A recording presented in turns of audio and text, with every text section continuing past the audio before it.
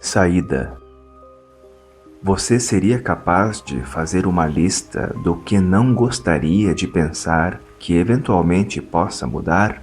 Todos nós temos pelo menos uma dúzia de coisas que não queremos que aconteçam de jeito nenhum. Estamos na mão de Maharaja. É provável que cada uma das coisas que não queremos que se movam venha a se alterar um dia. É uma situação muito difícil. Chegamos a ficar um pouco tontos quando repassamos os itens de nossa lista de fixações. Procuramos uma saída e ela aparentemente não existe. No mundo condicionado, não temos como evitar a dissolução das coisas construídas. Essa é a primeira nobre verdade.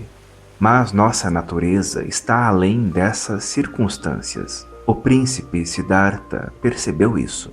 Na quarta vez que saiu de seu palácio, ele encontrou um monge.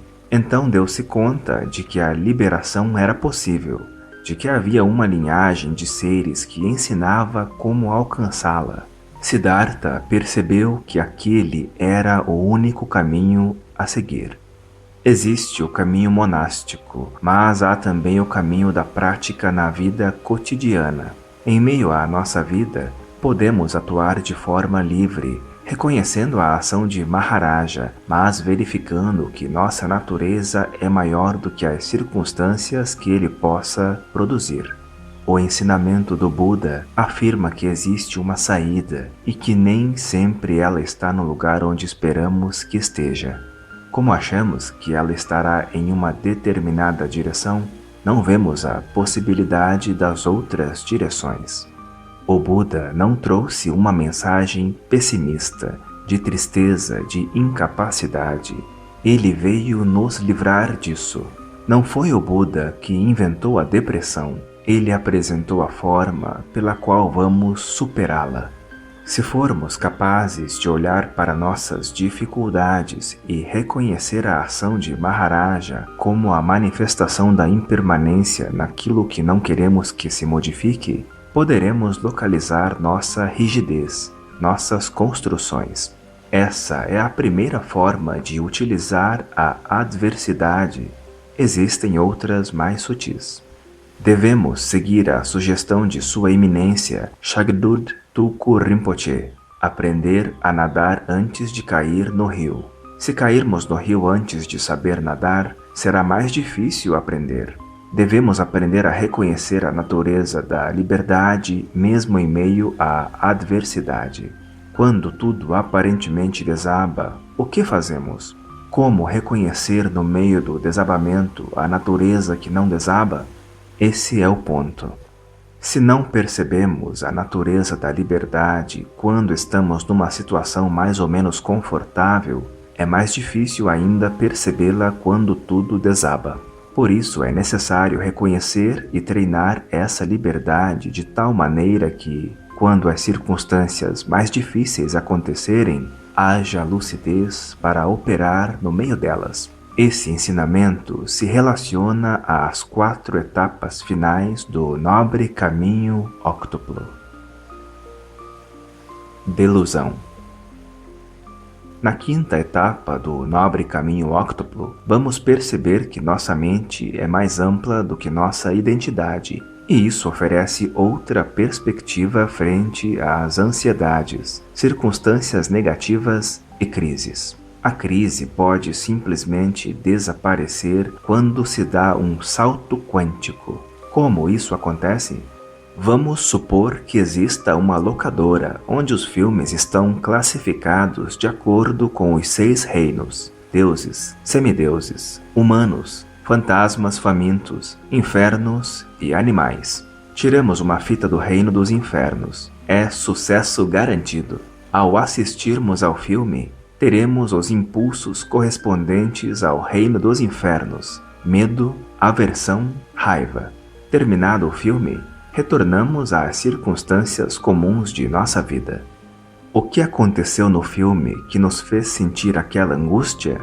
Sentimos angústia e raiva porque ficamos dentro de um tipo de operação mental.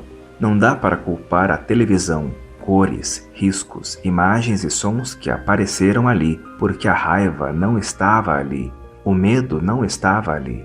Não estávamos ligados a um cabo que nos trazia o medo por meio de uma polaridade elétrica.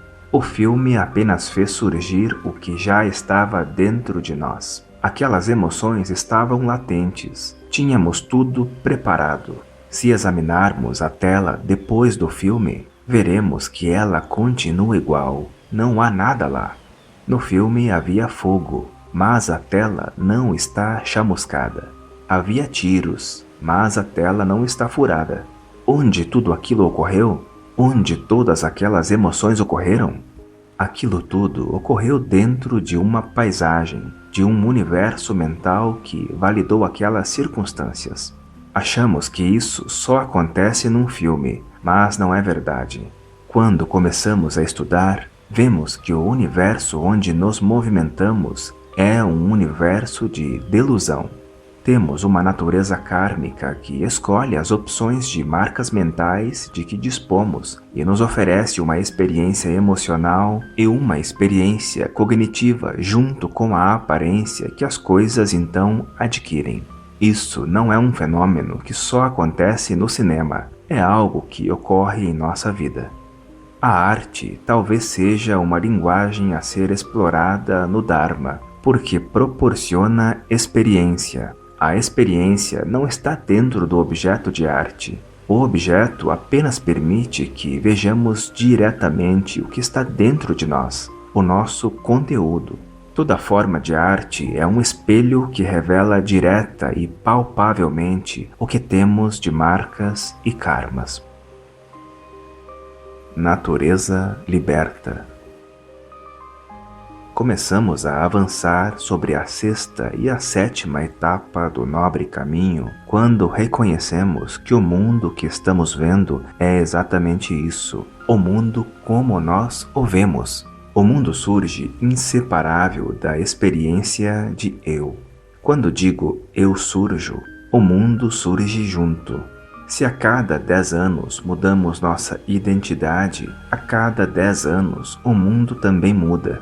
Se olharmos fotografias, elas serão diferentes agora. Se olharmos livros, eles serão diferentes. Lembramo-nos das pessoas e elas também são diferentes. Temos impulsos diferentes, compreensões diferentes e tudo se torna efetivamente diferente. Por que as coisas ficam diferentes? Porque são inseparáveis de nós. Quando mudamos, as coisas mudam. Essa percepção é essencial no budismo. Sem ela, não há liberação. Para haver uma crise, é necessário acreditarmos que as circunstâncias nas quais elas acontecem são completamente rígidas, fixas. É preciso acreditar que aquilo é como é. Não percebemos que as coisas são inseparáveis da forma como nós mesmos surgimos. Se surgimos dentro de nossa natureza ilimitada, a crise cessa instantaneamente, seja ela qual for. Mesmo a morte cessa, a experiência de morte cessa, ainda que o corpo morra. Esse é o ponto essencial. O Buda aponta para o reconhecimento dessa liberdade. Então, quando voltamos para nossa crise, ela parece estreita. Parece a crise de uma criança cujo doce caiu no chão. O exemplo do Buda foi receber a ação de Mara e compreender a liberdade que havia dentro da circunstância que ele estava vivendo. O Buda sentou sob a árvore Bodhi e disse a Mara, o senhor da roda da vida: "Vou derrotá-lo." Então surgiram exércitos e coisas completamente inauspiciosas que se dirigiram ao Buda para atacá-lo. Isso corresponde a todas as possibilidades, incertezas e aflições que ele pôde localizar dentro de si. É como se olhássemos para nossa lista de coisas que nem queremos pensar que possam eventualmente desabar e ameaçássemos Mara dizendo: "Vou derrotá-lo." O que vai acontecer? É certo que ele vai atacar nossa listinha. Quando Mara atacou a lista do Buda, ele já estava livre dela. O Buda transformou o ataque de Mara em flores e perfumes. Ele olhou aquelas coisas e pensou: estou livre disso. Minha natureza é mais ampla. Minha identidade se dissolveu. As fixações se dissolveram.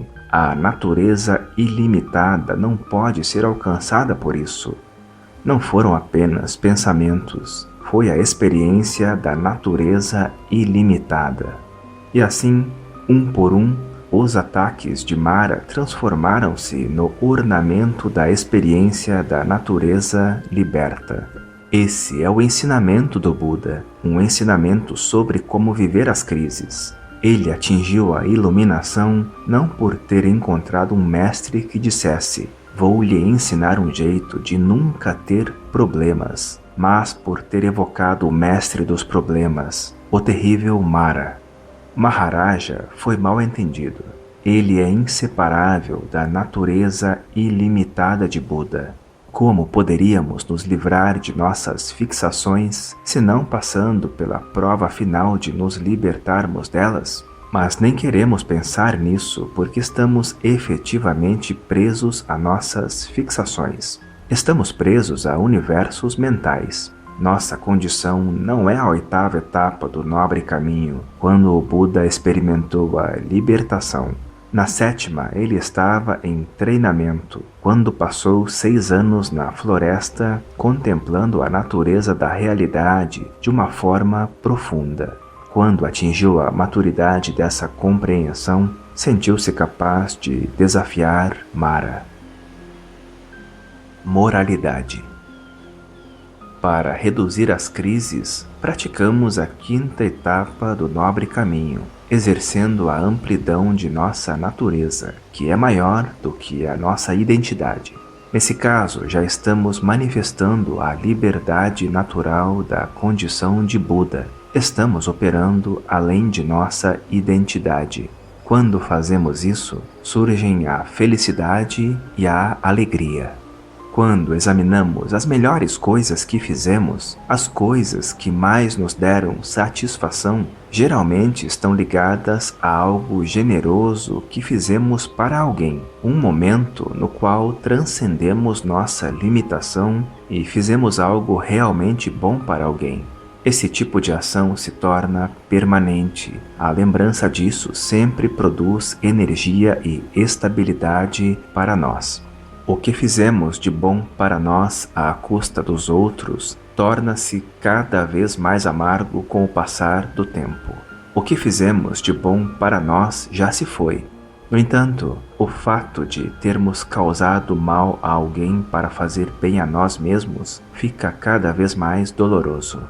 A base do budismo está em reduzirmos o sofrimento para nós e para os outros. Quando causamos sofrimento aos outros, com o tempo isso traz sofrimento também para nós. Por isso, evitamos fazê-lo. A moralidade não é uma regra externa a ser obedecida. Toda ação moral no budismo está ligada a lembrar que, quando nos movemos, podemos estar trazendo sofrimento para os outros, ainda que sem querer. A consequência será sofrimento para nós mesmos mais adiante. Não é isso que queremos. Desejamos felicidade. Então, devemos cuidar de nossas ações e agir de forma que a felicidade seja possível. Praticando as 10 ações não virtuosas, criaremos sofrimento para nós. Temos 3 etapas para evitar o sofrimento. Na primeira, a mais simples e direta, evitamos causar mal e tentamos produzir benefícios para os outros e conter a nossa mente de alguma forma. Na etapa intermediária, olhamos para os obstáculos e reconhecemos que eles apontam as nossas fixações. Tentamos então trabalhar essas fixações, reconhecer que nossa natureza está além disso.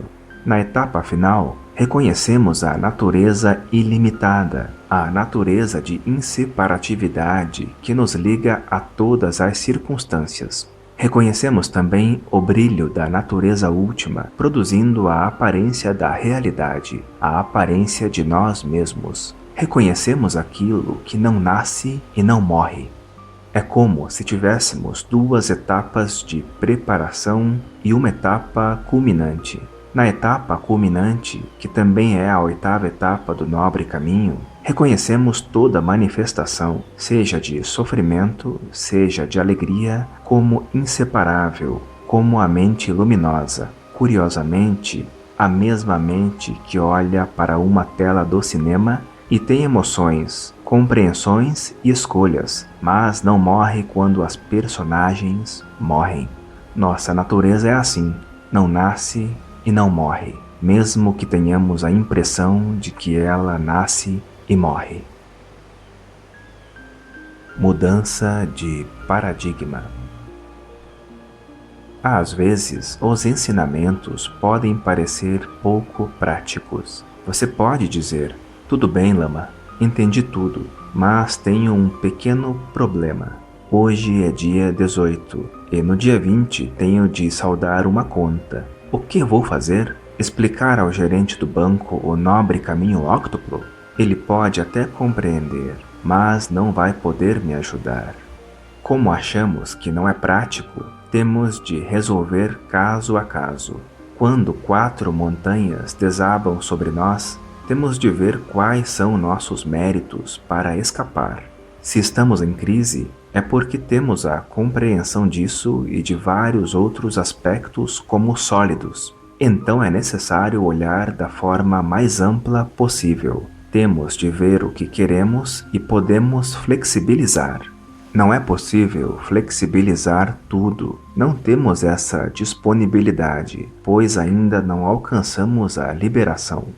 Nesse caso, é necessário alguém que nos ajude, que perceba quais liberdades permitimos e quais são possíveis trabalhar.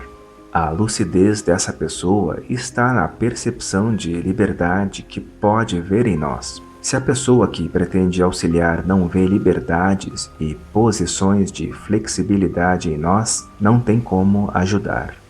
Quando queremos ajudar alguém, temos de ter habilidade para oferecer opções de flexibilidade e também de reconstruções positivas mais estáveis em alguma direção. Para ajudar, precisamos ver liberdades que o outro não está conseguindo enxergar. O processo é sempre esse. Temos de nos ampliar, reconhecer nossa natureza mais e mais ampla. Às vezes parece completamente impossível, mas com uma troca de paisagem, as coisas se tornam viáveis. Não somos rígidos como parecemos ser. Quando estamos em sofrimento, estamos enrijecidos em alguma coisa. Temos mecanismos de fixação e, quando o sofrimento começa, parece que enrijecemos mais e mais. Aí só pensamos conforme os panoramas nos quais o sofrimento é sólido, visível. Já vimos o resumo dos 3 aspectos de como o budismo trabalha as crises e de como podemos agir em termos práticos. Agora, se não temos a visão clara e estável disso, é bom que peçamos ajuda. É importante pedir ajuda em situações nas quais não temos competência isoladamente. O aspecto mais profundo da forma de lidar com as crises está magnificamente representado pela história de Cristo e tornou-se um legado do cristianismo aos seres humanos. Cristo foi pregado na cruz. É uma derrota completa, não é? Ele teve de subir a montanha onde seria crucificado carregando sua cruz. Arrastou-se com a cruz. Passou pela vergonha de caminhar em meio às pessoas que antes pensavam que ele fosse um ser poderoso, capaz de resolver qualquer problema. Cristo foi pregado na cruz, agonizou e morreu, mas 3 dias depois ressuscitou. Superou as piores circunstâncias para mostrar que, depois de tudo, sua natureza seguia intacta. O sofrimento de Cristo não é comum. Não existe derrota maior que a dele. Até um de seus discípulos o negou, como ele havia antecipado. Nenhum mestre gostaria de ter um discípulo assim. Cristo sabia de tudo, mas sua derrota é seu ensinamento. A glória de Cristo é a superação da pior circunstância que pode ocorrer a alguém. Só a lembrança desse fato, de saber que Cristo morreu e ressuscitou, já nos ajuda. Perto dos sofrimentos de Cristo, os nossos empalidecem.